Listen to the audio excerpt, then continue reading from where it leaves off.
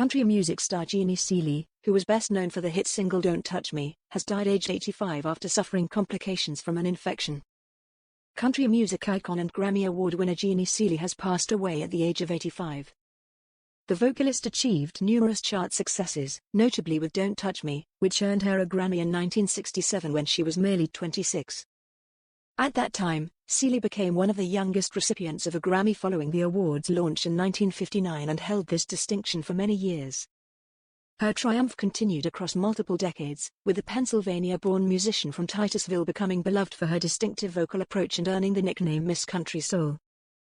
Seely blazed a trail for female artists in country music, earning recognition for her bold individualism and delivering a series of undisputed chart toppers throughout the 60s and 70s.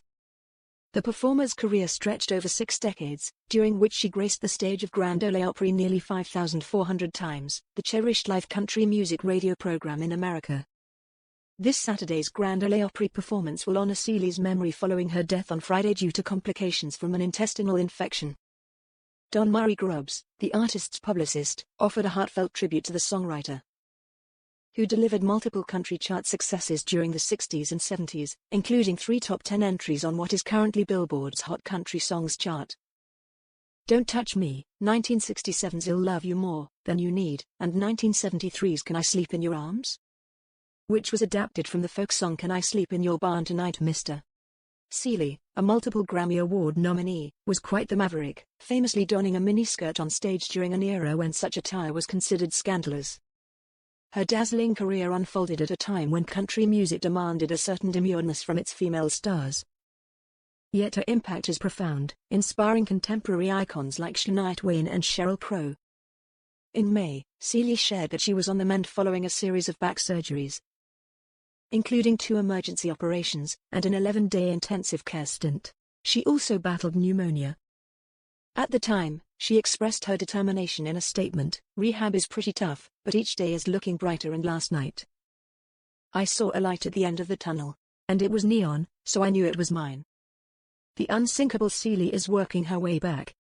Born in July 1940 in Titusville, roughly 2 hours north of Pittsburgh, and raised in the adjacent Townville, Seely's passion for country music was ingrained from the start. Her mother was a singer and her father a banjo player. As a youngster, she graced local radio shows and television. In her early 20s, she ventured to Los Angeles to pursue her dreams, securing a position at Liberty and Imperial Records in Hollywood. Seely continued to write and record, eventually making her way to Nashville. She performed on Porter Wagoner's show and secured a contract with Monument Records. Her biggest hit, Don't Touch Me, a crossover ballad penned by Hank Cochran, soon followed. This song won Seely her first and only Grammy Award for Best Country and Western Vocal Performance in the female category. In 1969, Cochran and Seely tied the knot, but their marriage ended in divorce a decade later. Seely later married Gene Ward, who sadly passed away last year. Seely remained active in the music industry, releasing albums, performing, and hosting shows. She regularly featured on country music programs in her later years. Her songs, considered classics, have been covered by a range of artists including Merle Haggard, Ray Price, Connie Smith, Ernest Tubb, Grandpa Jones, and Little Jimmy Dickens. Seely's dedication to country music never waned.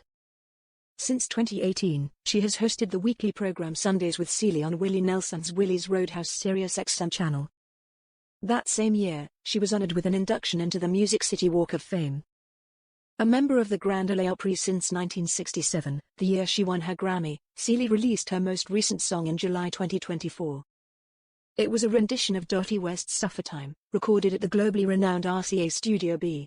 She had performed it at the Opry the previous year,